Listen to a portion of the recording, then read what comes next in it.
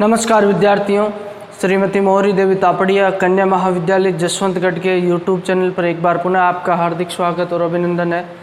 मैं प्रवक्ता चंद्र प्रकाश गुर्जर। आज की क्लास हमारी बीए तृतीय वर्ष के छात्रों हेतु इतिहास विषय की होगी। इतिहास विषय के दौरान अगर बात की जाए तो निरंतर विश्व इतिहास का हम अध्ययन कर रहे हैं। विश्व इतिहास के तहत पूर्वी समस्या को हम पढ़ रहे हैं। पूर्वी समस्या के तहत बाल्कन युद्ध से पूर्व की परिस्थितियों के बारे में बात कर रहे हैं, यानी कि बर्लिन संधि के पश्चात बाल्कन युद्ध के बीच में जो परिस्थितियां उत्पन्न होती है, यूरोपीय जो महाशक्तियों की क्या स्थिति रहती है, बाल्कन क्षेत्र की क्या स्थिति रहती है, उसके बारे में हम अध्ययन करें। जिसके तहत हमने देखा किस तरीके से आर्मेनिया की समस्या आती है। आर्मेनिया के लोगों के द्वारा तुर्की साम्राज्य के विरुद्ध विद्रोह कर दिया जाता है और बल्गेरिया में पूर्वी रूमेलिया का जो एकीकरण हो जाता है। वृहद यूनान का आंदोलन हमें देखने को मिलता है और जर्मनी का जो तुर्की में बढ़ता हुआ प्रभाव की हमने बात की थी। आज हम बात करने वाले हैं जो युवा तुर्की आंदोलन की, जिसे तरुण तुर्की आंदोलन भी कहा जाता है। जो पुनः जो हम देखेंगे कि तुर्की में जो आंदोलन की एक शुरुआत होती है बर्लिन की संधि के पश्चात। 1878 ईस्वी में जो बर्लिन की संधि होती है, जिसे बर्लिन व्यवस्था भी कहा जाता है, बर्लिन कांग्रेस ही इसे कहा जाता है। इसके तहत जो मित्र राष्ट्रों के सहयोग से अगर बात की जाए, यूरोपीय महाशक्तियों इंग्लैंड, फ्रांस और इनके सहयोग से, ऑस्ट्रिया के सहयोग से जो रूस की शक्ति पर लगाम लगाने का प्रयास किया जाता है और तुर्की साम्राज्य के विघटन को रोकने का प्रयास किया जाता है तथा इसके अस्तित्व को बचाने का प्रयास किया जाता है। हम देखते हैं कि धीरे धीरे जैसे जैसे यूरोप महाद्वीप से जो तुर्की साम्राज्य का पतन होना शुरू हो जाता है, उन परिस्थितियों में तुर्की साम्राज्य के विघटन और पतन को रोकने का प्रयास बर्लिन की संधि के तहत किया जाता है। लेकिन फिर भी जो बाल्कन क्षेत्र में जो तुर्की साम्राज्य के जितने भी प्रांत क्षेत्र होते हैं, उनमें धीरे धीरे विद्रोह की गतिविधियाँ हमें देखने को मिलती है और तुर्की साम्राज्य का जो पतन और विघटन शुरू हो जाता है। अब उन परिस्थितियों में बात की जाए, वहाँ जो तुर्की के कई बुद्धिजीवी लोगों के द्वारा और युवकों के द्वारा, नवयुवकों के द्वारा एक आंदोलन की शुरुआत की जाती है, जिसके तहत तुर्की की प्रशासनिक व्यवस्था को सुधारने का प्रयास उनके द्वारा किया जाता है। उनके द्वारा जो आंदोलन की शुरुआत करके तुर्की को पुनर्गठन करने का प्रयास और तुर्की के विघटन को और पतन को रोकने के लिए इस आंदोलन की शुरुआत की जाती है। और तुर्की में जो आधुनिकता की बात की जाए तो तुर्की को आधुनिक रूप से प्रशिक्षित करने का जैसे सेना है और है, तो ये तुर्की के आधुनिकीकरण करने की मांग से जो इस आंदोलन की शुरुआत होती है। इसमें हम बात करते हैं जो तुर्की का एक सेनापति होता है खलील पाशा। कहते हैं कि उसके द्वारा जो वक्तव्य दिया गया था, उसी से जो कहते हैं तरुण तुर्की आंदोलन की क्या होती है, शुरुआत होती है। तो उसके द्वारा क्या कहा जाता है, तरुण तुर्की आंदोलन के तहत जो खलील पाशा है सेनापति, ये कहता है मुझे विश्वास है कि शीघ्र ही हमने यूरोपीय ढंग से सुधार नहीं किए तो हमें शीघ्र ही वापस एशिया जाने के लिए तैयार रहना चाहिए। हम बात करते हैं तुर्की साम्राज्य, ओटोमन साम्राज्य जिसे कहा जाता है, जिसकी राजधानी कस्तुनतुनिया थी। तुर्की के सुल्तान की जो बात की जाए, विभिन्न यूरोपीय क्षेत्रों पर अधिकार था। विभिन्न यूरोपीय जो ईसाई जनता है जो इसके अधीन थी, अगर बात की जाए तुर्की साम्राज्य के, धीरे धीरे हम देखते हैं कि उनके द्वारा क्या किए जाते हैं, विद्रोह किए जाते हैं तुर्की साम्राज्य के विरुद्ध। चाहे आर्मेनिया हो, बुल्गारिया का जो नवीन निर्माण हुआ था, सर्बिया का विद्रोह, चाहे मोंटेनिग्रो का विद्रोह, हर्जिगोविना, बोस्निया, ये विद्रोह निरंतर बढ़ते चले जाते हैं। इससे जो क्या तुर्की साम्राज्य खतरे में आ जाता है। तो ये खलील पाशा कहता है कि शीघ्र ही हमने जो अपने राजतंत्रात्मक व्यवस्था है उसमें सुधार नहीं किया तो हो सकता है कि हमें वापस एशिया जाने के लिए तैयार, यानी यूरोप महाद्वीप से अपनी जो क्या पकड़ ढीली हो जाएगी और यूरोप महाद्वीप के जितने भी क्षेत्र है वो तुर्की साम्राज्य के हाथ से निकल जाएंगे। ये बात कही जाती है किसके द्वारा, खलील पाशा।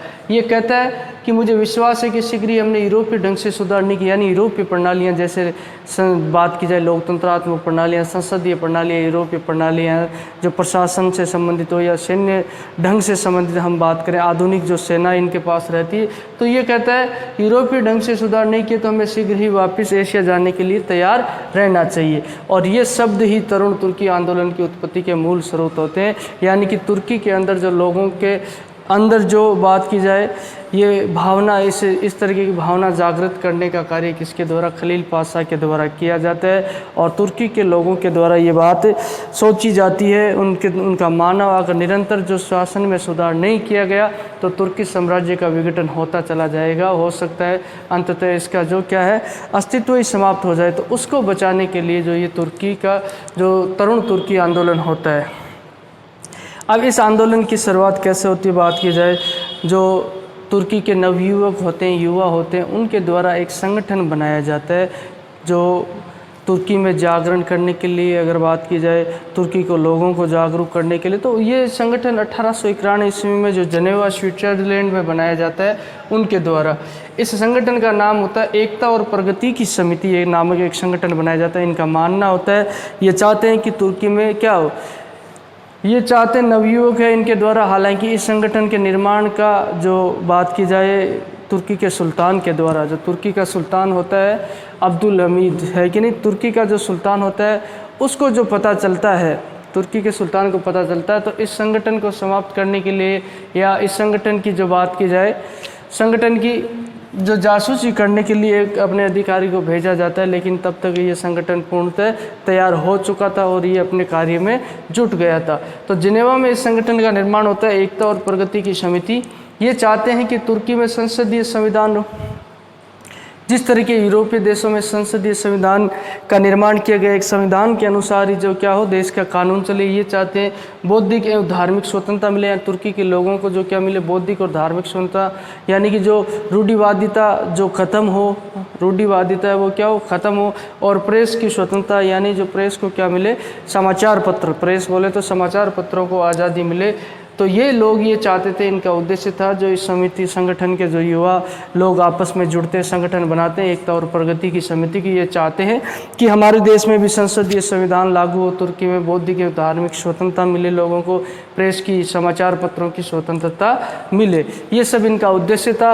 और ये चाहते थे कि ज़्यादा से ज़्यादा जो देश में क्या हो, शिक्षा का प्रसार हो, व्यापार का विकास हो, और मध्यकालीन कुरीतियों का उन्मूलन करना चाहते हैं। जो कुरीतियाँ और बुराइयाँ जो तुर्की साम्राज्य में प्रचलित थी, उन कुरीतियों और बुराइयों को समाप्त करने का प्रयास इनके द्वारा किया जाता है, और शिक्षा का और व्यापार का प्रसार करने का प्रयास किया जाता है।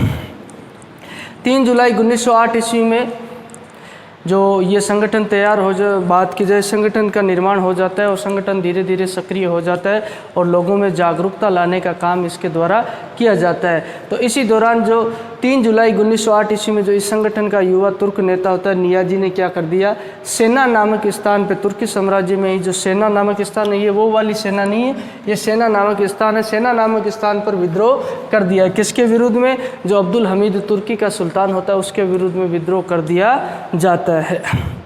अब ये विद्रोह इतना भयंकर होता है कि सुल्तान मजबूर हो जाता है, इसको दबा नहीं पाता है, और सुल्तान जब इसके द्वारा जो नियाजी के द्वारा विद्रोह किया जाता है, और इसके द्वारा जो 1876 ईस्वी में निर्मित जो संविधान होता है उसकी घोषणा कर दी जाती है। बोले उसके संविधान के अनुसार ही हम क्या करेंगे, शासन। वर्तमान में तुम देख रहे हो जो तालिबानी संघर्ष चल रहा है अफगानिस्तान सरकार और तालिबान के मध्य, इसी तरीके से वो संगठन है, तालिबानी संगठन है।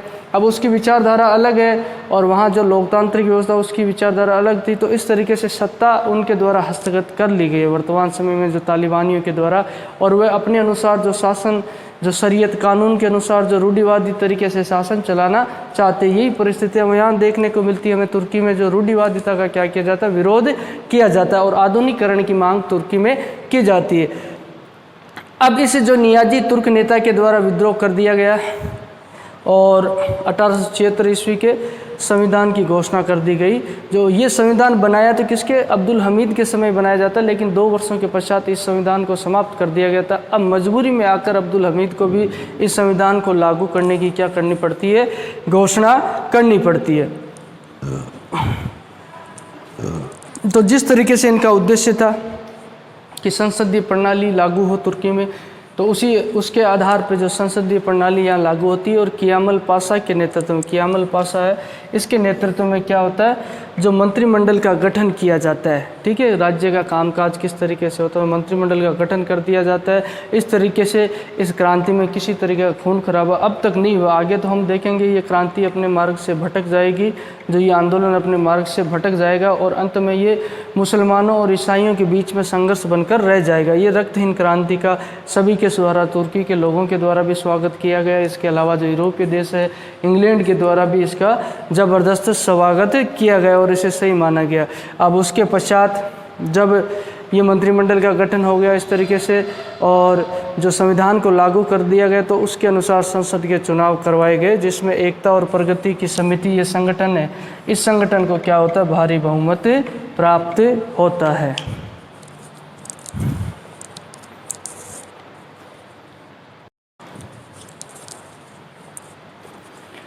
तो विद्यार्थियों, आज की क्लास में बात की जाए तो हमने बर्लिन व्यवस्था के पश्चात जो तुर्की में होने वाले सुधारों के बारे में जिक्र किया। बर्लिन व्यवस्था के तहत हम देखते हैं कि जो तुर्की साम्राज्य का विघटन और पतन किस तरीके से शुरू हो जाता है, और उसके पश्चात जो तुर्की के लोगों के द्वारा जो जागरूक, जो बुद्धिजीवी लोगों के द्वारा जो तुर्की में जो तरुण तुर्की आंदोलन की शुरुआत की जाती है और इस तुर्की साम्राज्य के पतन विघटन को रोकने का प्रयास किया जाता है। उनका मानना होता है कि तुर्की का आधुनिकीकरण किया जाए, तुर्की में शिक्षा का सुधार किया जाए, व्यवसायिक सुधार किए जाए, और इसके अलावा संसदीय प्रणाली को लागू किया जाए। इन सभी मांगों को लेकर जो क्या किया जाए, तुर्की साम्राज्य के विघटन को रोका जाए और तुर्की सेना का भी आधुनिकीकरण किया। इन सब मांगों को लेकर जो तुर्की के युवा लोग होते हैं उनके द्वारा एक संगठन का निर्माण किया जाता है, एकता और प्रगति की समिति, जिसकी स्थापना 1891 ईस्वी में जिनेवा में की जाती है, और उनके द्वारा जो संसदीय संविधान, बौद्धिक एवं धार्मिक स्वतंत्रता, प्रेस की स्वतंत्रता, ये सब चीज़ें लागू करवाने का प्रयास किया जाता है। अंत तक हम देखते हैं किस तरीके से उनके द्वारा जो तुर्की के सुल्तान अब्दुल हमीद के विरुद्ध विद्रोह कर दिया जाता है और उसे 1876 ईस्वी में निर्मित संविधान को लागू करने के लिए बाध्य किया जाता है, विवश होकर उसके द्वारा कर दिया जाता है, जिसके अनुसार संसदीय चुनाव करवाए जाते हैं। इन चुनावों में जो इस संगठन के लोगों को बहुमत प्राप्त होता है, और इससे आगे बात करेंगे हम अगली क्लास में कि इसके पश्चात क्या होता है और तुर्की में दोबारा से जो ये आंदोलन अपना मार्ग कैसे भटक जाता है, उसके बारे में बात करेंगे कल की क्लास में। तो बोलिए, यहाँ तक आपको कोई चीज़ समझ में नहीं आई हो, किसी तरह की समस्या हो, शंका हो, तो आप निसंकोच पूछ सकते हो। इसके अलावा जो आपके पास शैक्षणिक व्हाट्सएप ग्रुप प्लेटफॉर्म अवेलेबल है, उसके माध्यम से भी आप अपनी बात मुझ तक पहुँचा सकते हो। इतिहास विषय से संबंधित कोई भी आपकी जिज्ञासा, उत्सुकता हो तो आप उसे भी मुझसे साझा कर सकते हो, और अध्यापन से संबंधित किसी तरह की जो आपकी राय या सुझाव वो भी आमंत्रित है। तो आज की क्लास के लिए बस इतना ही, इससे आगे पढ़ेंगे अगली क्लास में। और सभी विद्यार्थियों का एक बार पुनः बहुत बहुत धन्यवाद।